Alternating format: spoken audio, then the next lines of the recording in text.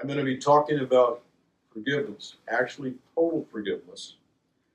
And it comes from reading three different books. The first one is the Four Agreements, because you need that understanding and it gives us kind of some insight. The next one is chakra healing, because you need that kind of as background. And then the third one is Total Forgiveness by a Christian pastor from England. And he makes a lot of good points in the book. But the first thing we should talk about is, why forgiveness? What's all this about forgiveness anyway? And there's several different aspects to look at. And one of it, I think we should look at chakra healing. Because if we don't forgive somebody, we're holding negative energy inside. And until that negative energy gets balanced or dissipated, it's going to create a conflict. As a hypnotist, you look at it, and anytime the conscious and the subconscious mind don't agree on something or it has unresolved issues, then it will develop into some sort of physical ailment, which is not good for you, because the thing that you're looking at is pretty much on you. If you look at the Four Agreements, the first agreement is be impeccable with your word. And a lot of that, we tend not to be that impeccable. And it also tells you that the mind is kind of like a fertile garden, and the things we speak are seeds. And when we pitch them out there, sometimes we don't pay attention to what seed that is. And when we plant it, it grows, and it wasn't what we wanted to grow at all. And that creates misconceptions that people get upset by, which creates a need for forgiveness. If you look at the Four Agreements with the part about assumption, and it's not about you, probably 90% of the things that have upset us that we feel are great insults or things that we need to forgive are really not about us. We just made the assumption. And that thought creates that negative energy. And a lot of times the person or the people or the thing that did this doesn't even realize they've done it. If you ask them about it, it's like, I don't really understand. Explain it. What did I do to you? Explain it to me. And you'll go off and you'll say this, this, and this, and it's like, I had no idea. And that's responsible for about 90% of that conflict. And if you're holding that inside and letting it grow just like a weed, it's going to affect your lower chakras. They're going to be all out of balance. It's going to affect your subconscious mind. You're going to have that rift between the two of them, and it's going to manifest itself as some form of physical ailment. So what we need to do to make ourselves a better person and healthy is to learn how to forgive. We can meditate and balance our chakras and try and align them for forgiveness. We can go to certain things where we have other people help us balance our chakras and align them. And then we even have hypnotists where we can go and they can go back and look and see where that energy first began, and they can change it and level it out to where it disappears and your mind is congruent again. But that's what we need to do for our personal health, is the forgiveness. And there's kind of a difference between forgiveness and letting go. Forgiveness, it's easy. Somebody does something and you say, no big deal, forgive it. Or somebody pulls into a parking spot in front of you and you just flip them off real quick, and then you say, that's wrong. And you correct yourself and say, he's just having a day. It's all right, I forgive him. And those are the little things that you can let go. But what about the things that you feel are personal? Like a family member does something to you, or a close friend betrays you, those are a lot harder to get rid of. And you still have to look at the four agreements. You know, was that really about me? Is it just an assumption that I'm making about this problem? Or did somebody else plant the seeds to make somebody else do something that created this problem for me? It's kind of a deal, but when you look at it, most of that doesn't really matter. Because if you know that it probably wasn't about you and that you're just collateral damage, then you should be able to resolve it easier through self-awareness, through meditation, through balancing your chakras, or even a hypnotist. But you can get that, and that will help you regain your balance. Because the thing is that you're worried about when things happen is yourself. You should be responsible for yourself, and your thoughts are extremely powerful, and they help control you on how you feel, what you're doing, and your future things. If you're sitting there in the parking lot and the guy pulls in and you flip him off, you're sending negative energy out there that he catches, and it's just going to make his day go worse. But you're also picking up some of his negative energy also. And do you need that negative energy? Not really. So if you just let it go and think, you know, I've probably done that to somebody myself and didn't even notice it. So we're about the same. So it's okay. And with those thoughts, you can go through life a lot easier. Just don't take so much so personal, because chances are it wasn't meant to be that way. So that will help your chakras heal. And if you study the four agreements, you'll have a better understanding about it. But what about total forgiveness? And this guy, he goes into a lot of depth in the book. And he does it from the eyes of a Christian. And he felt he'd been wronged. And he held on to this grudge for like 10 years. And when he finally went to somebody to talk about it, the guy said, it happened, but it probably wasn't about you. And they probably don't even know that they did this to you, because they were probably thinking just about themselves, what they wanted, what their goals were, and you were just collateral damage there somewhere.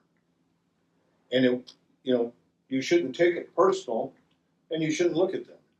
The other thing is when somebody does something to you, you shouldn't run out and tell everybody, oh, this person did this to me. It was so wrong, it was so bad. That's just spreading hate and discontent. That's a violation of the first agreement. You don't need to tell people. Other thing is they all karma will take care of it, and I hope that karma takes care of it. He points out there that when you start talking about revenge or things like that, you're actually treading on God's territory, and God doesn't like that. So if you are a strong believer in God, you shouldn't be praying for vengeance or karma. That's God's realm. He'll take care of it. That's the supreme being's area. They'll take care of it. What you should be focused on is taking care of you, settling it within inside you. And it doesn't always necessarily mean that you confront that person to get closure on it, because that person might not have any idea what you're talking about. And that's not really closure. That's just satisfying yourself. Well, if you sit back and meditate, or you go to, one particular person to talk to them, you can get that taken care of already. And there won't be that much drama. You won't be sowing seeds of discontent, because once you start doing that, that anger, resentment and everything, you're pushing that out in the air. That's the frequency you're on. That's a frequency you're going to get back. And that's not healthy for you.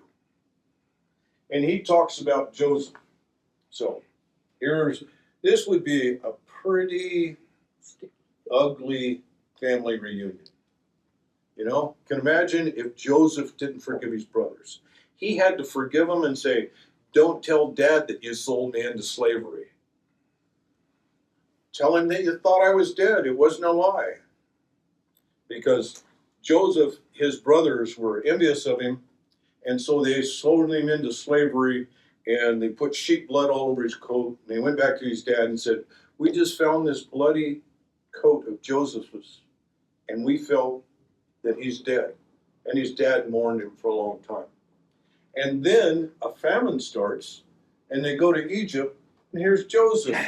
He's in charge of everything. That's like, ooh, this could be awkward. Is he going to lob off our heads? And, you know, Joseph even thinks about where he went and this married woman wanted to have an affair with him. He said no, so she lied about him and got thrown in prison. And at first, he was really upset about that. You know, I didn't do anything wrong. She did this, and I'm in prison because of it. But as he was in there, that was actually God's way of preparing him to move on to teaching forgiveness. And as he was there, he learned it, and it prepared him for the next step in his life, where he became basically the administrator for Egypt. And when his brothers came to him, he sat back and said, you know, I forgive you. And when he talks about forgiveness, it's not just the words. You can't say, I forgive you. I hope it rots. No. It's like, I forgive you. Not only do I forgive you, but I pray for you. Not that you'll have terrible things, but I pray for you so that you will have a wonderful life and do well. And that's total forgiveness, being able to sit back and actually hope that person does better. Not that they become a better human being, it's just that you wish them well with their life and they do better and better. And that's total forgiveness, being able to let go of that and not praying, yeah, I pray that he gets what he deserves. Yeah, I pray that he becomes a better person. Yeah, I pray that. Those are all negative things. They'll bring back negative energy to you, and that will cost you. And you don't really want that to cost you. You want to take care of yourself and pray for them. And if they move on down, they might not change. Doesn't matter, not your problem. If they move down and great things happen to them, that's wonderful. Your prayers have been answered, they've moved on, they've done great and wondrous things. But that's still not your problem. Your problem is to release all that negative energy, to balance your chakras, to follow things like the 4 agreements, so that you're not creating the problem, you're not creating any collateral damage, that you're healing yourself. And when you do that, you help heal the people around you, because that's the frequency that you're sending out. That's your goal. That's what you really want to do. The 4th agreement, you know, basically boils down, be the best version of yourself every day. And that's what you're looking for. And if you feel you've been wronged, you can't do that. If you feel you need revenge, you can't do that. If you feel somebody showed you disrespect and you hang on to that, you can't do that. You have to let it go so that you can balance yourself. Just for your chakras, your bottom 3 chakras are basically the physical world, and that's where you hold so much of your emotions. And if you don't keep those balanced and centered, you're going to have problems. And so it is my feeling that if you do that, if you work at that, and you let things go, because going back to the 4 agreements, the majority of the stuff that happens to you wasn't planned. And when it does happen to you, basically, it's the Spirit's way of telling you, you need this to grow. You need this to help develop your soul so that you can move on in the spiritual world. Or else it probably wouldn't happen to you. So instead of sitting back and saying, these guys are out to get me. Even if they aren't, they're just there to teach you a lesson. And it's an important lesson. It's an important lesson that you need to take care of yourself and worry more about yourself. The things that other people do, the things that have happened to you, they're external things. They're generally there for your growth, but you can't hang on to them with negative energy. You got to let that go. You got to center yourself, be positive, and move on. Does that make sense? I feel like I should say, can I get a hallelujah? You could. I felt like I've preached this much for a long time. But these 3 books, the 4 agreements, it really tells you a lot. And they're strong agreements. You know, be careful what you say. The simplest thing that you say can offend people. And some people just wander around wanting to be offended. I mean, that's where they're at. And if they come to Adam, we could cure them and they're better. I shouldn't say Wait a cure minute. because They're lining up. we could help them center themselves. Okay? The second agreement is it's not about you. The majority of the time, it's not about you. It has nothing to do with you at all. You just happen to be standing in the right spot. I mean, if you get hit by lightning, you call it nature. If you get hit by a nasty remark or something like that, you think it's offensive to you, but it's not personal. That person was spewing negative energy as they were coming through, and you just happen to be in the way of that energy. So don't take that and magnify it and send it back to her. Take that, let it dissolve and dissipate, and turn it into a positive frequency. Which is cool. It's all energy. Make it better. Good energy. It's not like you wish to baptize them and just hold them down till the bubbles quit coming. That'd be naughty. It needs to be positive. The third agreement is don't make assumptions. And that's a big one too, because a lot of them assume that it's about them. They assume this happened because. A lot of racial problems are like that. You just did that because of the color of my skin. No, not really. I just did that because it was the thing to do at the time. It really doesn't matter, the color of your skin. What matters is that I reacted to this in a certain way because the way that I was brought up and the way that my beliefs are. And it's not really about you, it's about your belief system versus my belief system. And they might not always be level. But that doesn't mean you got to take it personal. Going back to number 2. And then the fourth agreement, we should all be here to be the best possible version of ourselves every day. And that's an important thing because most people just wake up and it's like, okay, I got to go do this, I got to go do that, I got to go do this. By the time they've got their day lined out, they're already in a semi-bad mood because they're working in a job that they don't really like, but it's the only one they get at the time. But that's the energy they're putting out, that's the energy that they're getting back. If they woke up in the morning and said, it's a great day to be alive, I'm so happy to be here, I'm going to go to my wonderful job and do the best thing that I could do, somebody would notice that and then say, this guy's not treating you right, why don't you come work for me? Or, you've done really well, how about a promotion? And they would move into places and eventually they'd get their dream job.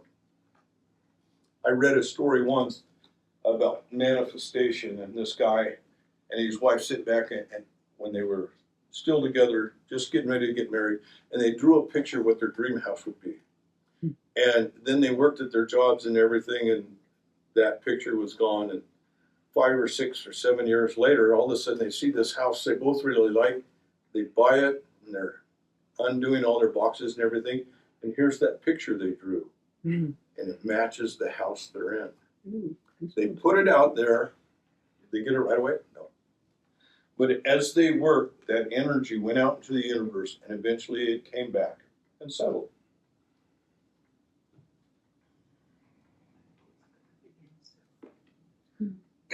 Okay, for chakra healing, we'll talk about it for just a minute. Your First two chakras are pretty much basic physical chakras. They're about your physical needs and everything. The next two chakras, the heart chakra, is the transition between the physical and the spiritual. But they're both emotional chakras. That's where you store most of your emotions. The next two chakras are intelligence gathering chakras. They're where you look at different intelligence. That's where you learn how to speak through things. You learn how to perceive things. And these chakras, they actually begin to develop when you're quite young. Most of them are all in place by the time you're 10 years old. And as you go through life, every 7 years you develop them and you're working on a different chakra. Your first 7 years are your sacral chakra, and they go through it. Then the next 7 years is your, the first 7 is root, second 7 up to 14 is your sacral. And then the next 7 is your solar plex chakra.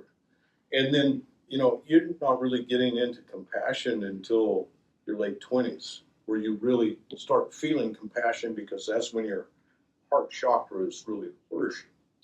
And then you start learning to stand up for yourself and speak a lot when your throat chakra opens up. And then you can really gain wisdom, intelligence, vision when your third eye chakra opens. And then the next one is your crown chakra, and then they say there's another, depending on who you talk to, there can be several chakras above you.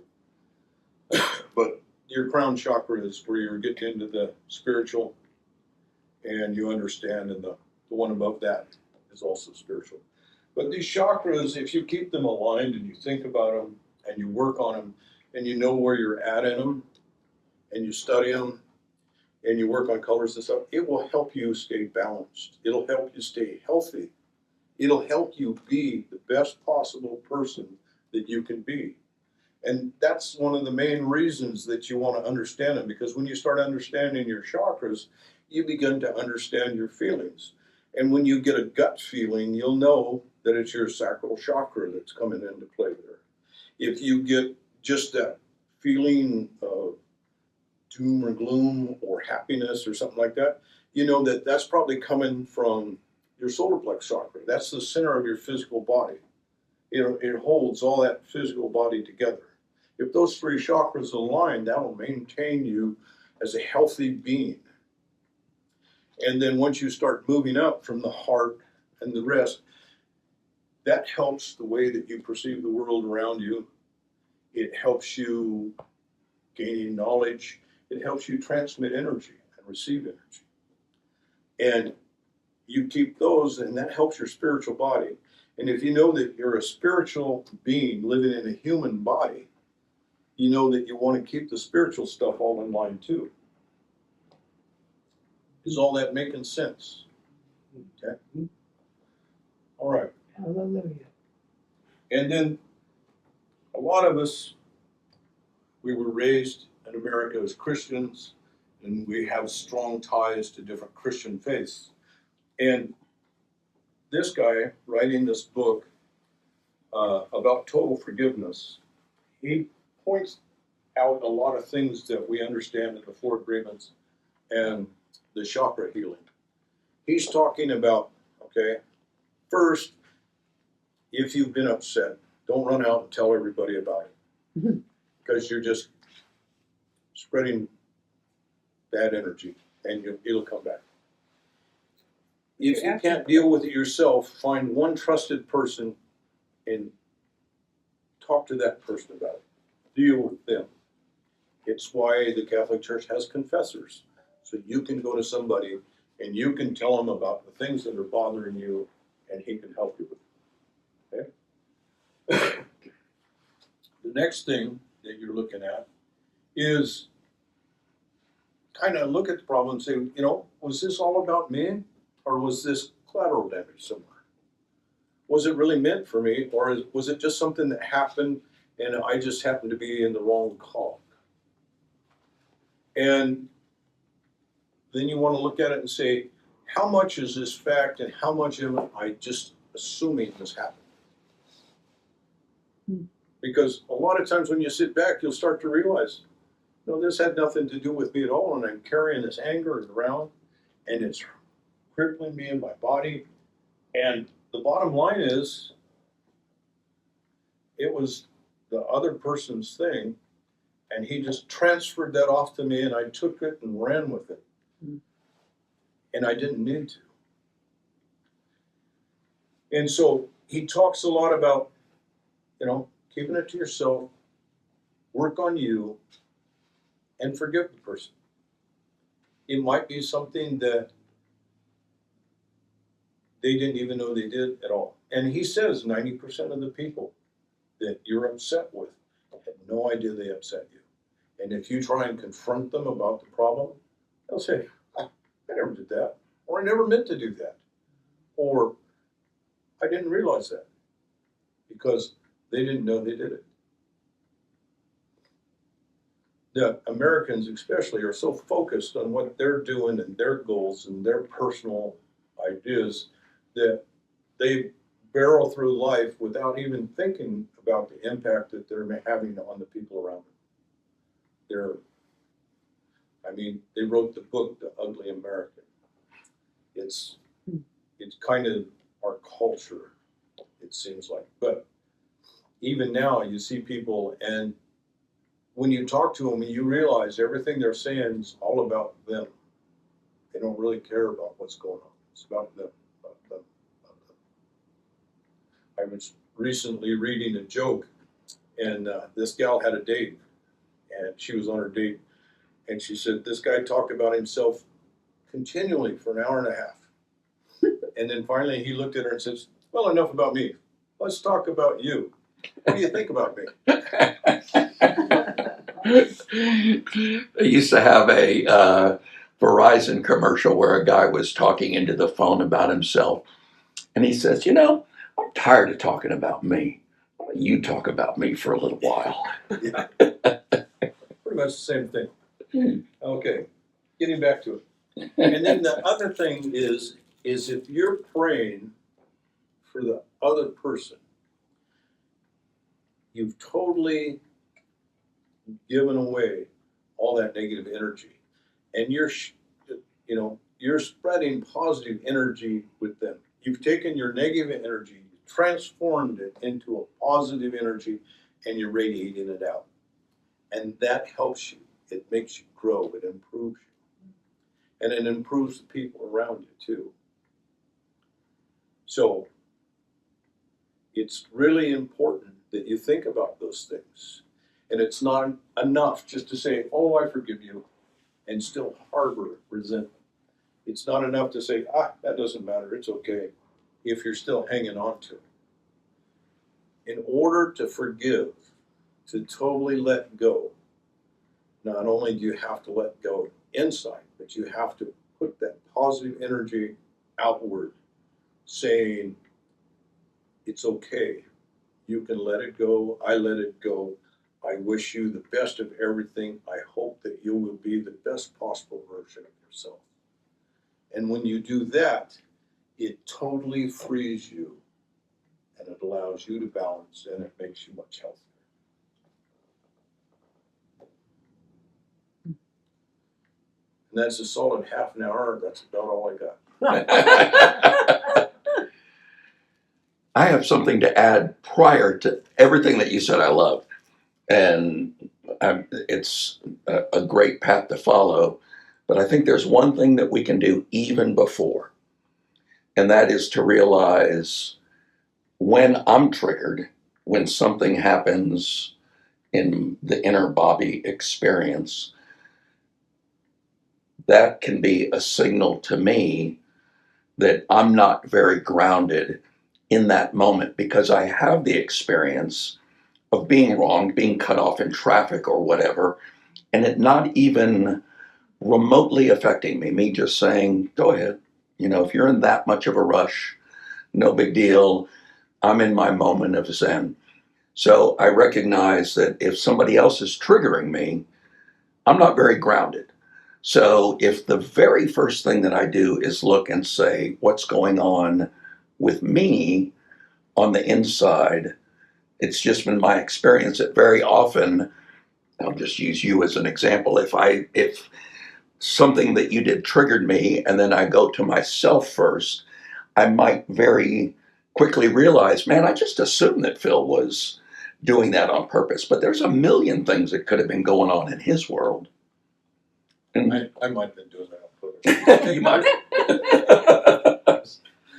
So one of my favorite affirmations is, I forgive you for everything I made you up to be,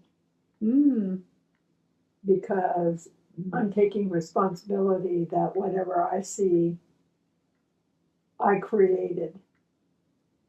And so it's kind of a little riddle, but I'm saying I made you up to be works very well with significant others who we assume we know what they're going to say before they ever even say it.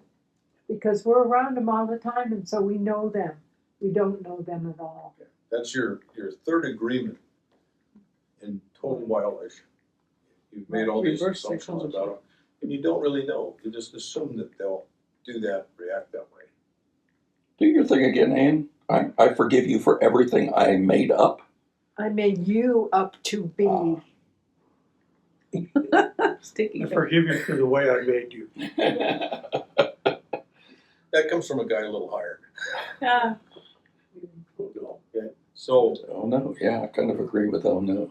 anyway, So the other thing that I found is that when I really do, like, level the field, erase the whole thing, there's no charge. There's not even any need to say, I forgive you, or can you forgive me, because it's gone. Yeah. It can just be gone.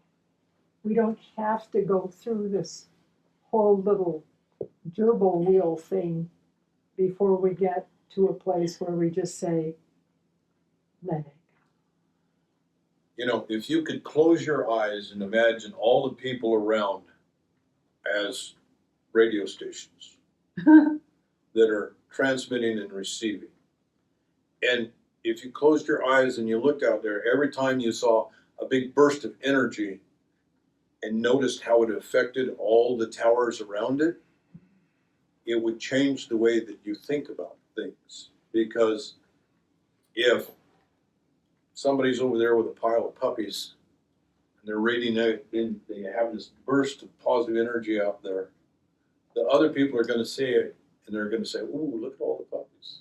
Isn't that nice?" And it's going to change their frequency.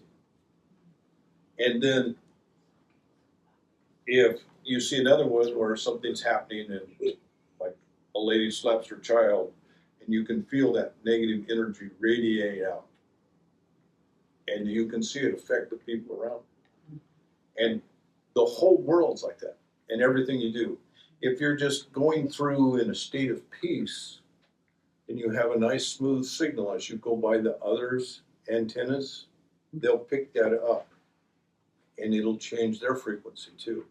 It's just like the guy that did the experiment on using meditation to reduce crime. You know, he sat back and he got these people together to meditate on peacefulness, and he dropped the crime, what? 24%. Yeah. Just For 2 months. just through meditation, just through thought. Radiated it out through, I think it was Washington, D.C. was one of the cities, had several different cities. But that's how powerful we are. And if we learn how to project and control that thought, if we learn how to tune our frequencies, that's like Tesla. He sat back and he said, crystals are actually living things. They radiate specific frequencies. The first radios that we had were made up of mineral crystals. And changing the shape of the crystal would change the frequencies. Excuse me. And so, if you understand that crystals are living entity that can change frequencies, if you had some positive crystals that you carried around in your hand and negative energy hit you, you could filter it in through and run it out through that crystal and send positive energy back because you're changing the energy just by changing the frequency. And crystals change frequency. And they actually have proved some of that stuff in science. Anybody else got anything to add? But every crystal is different? They are. In fact, if you look at the Rife machine, Rife used frequencies to kill bacteria and viruses. Okay?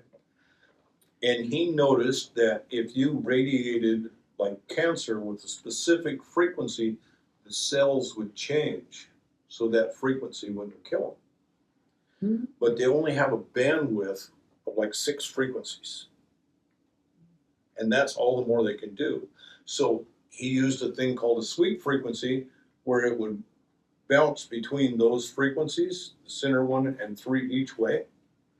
And they couldn't shape themselves differently enough to escape it. It's just like if you're hunched over, your body's putting out one frequency. If you're standing up tall and erect, your body's putting out a different frequency. Just by smiling, you can change your frequency. By laughing, it ups your frequency.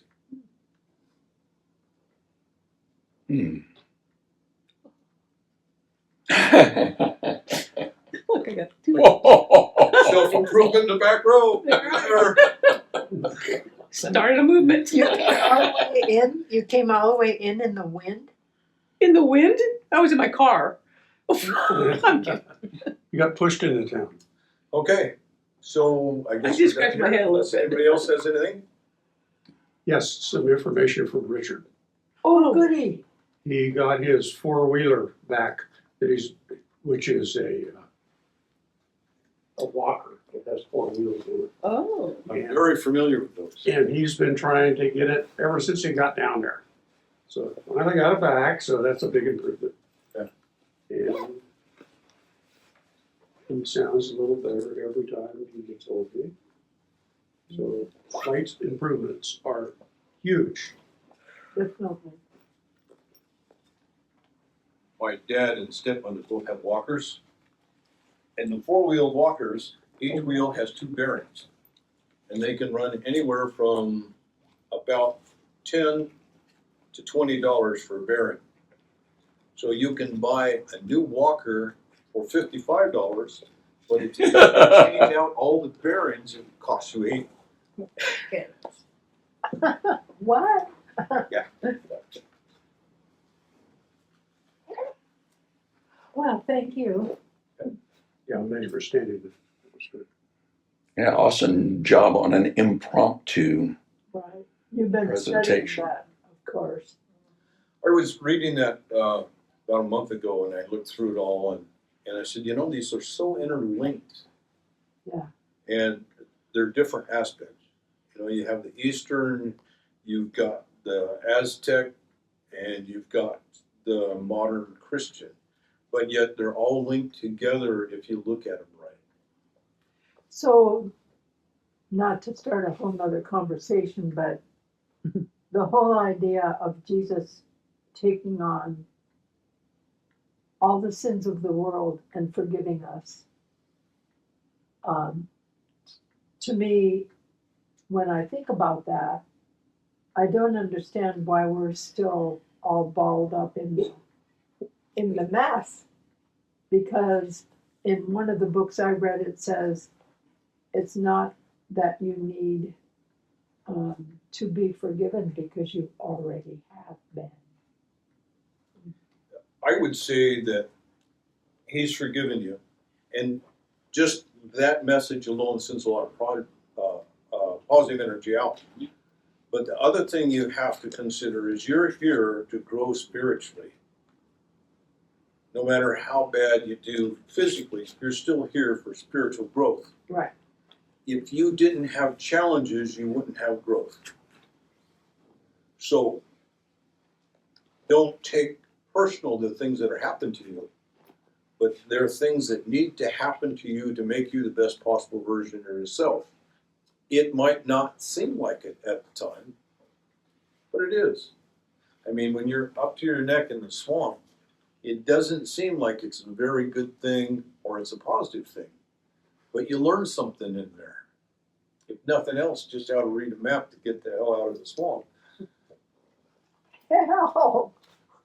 That's how I get out of the swamp. Yeah. As I'm That's always sinking.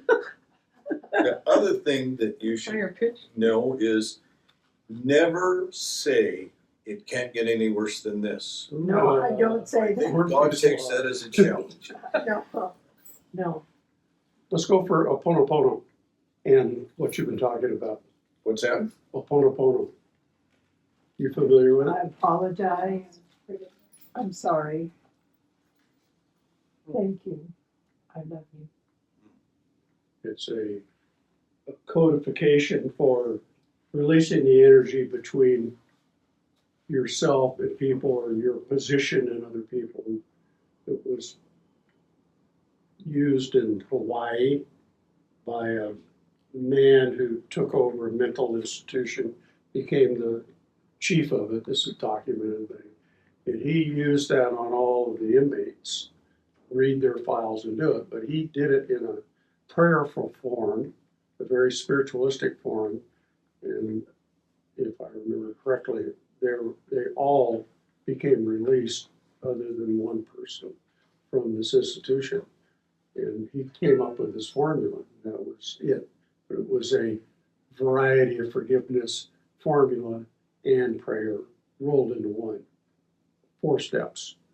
But it's not done lightly, it's not like tossing coins in a fountain. The guy was serious about it. In a lot of places, the culture is you never say you're sorry because that's showing a weakness. And that's not a very good culture. But they're warriors. What do you expect? Primary mission is to kill people.